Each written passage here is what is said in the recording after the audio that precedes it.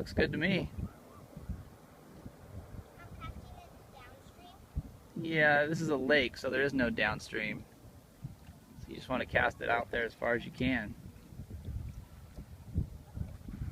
Before you cast it, though, don't reel it all the way to the end of the fish. Stop right there, right there. That's enough. And then cast from there. Okay, reel. That's what it does. You gotta let go later. Let go of the button later. Oh, oh. Do you get Hannah's line?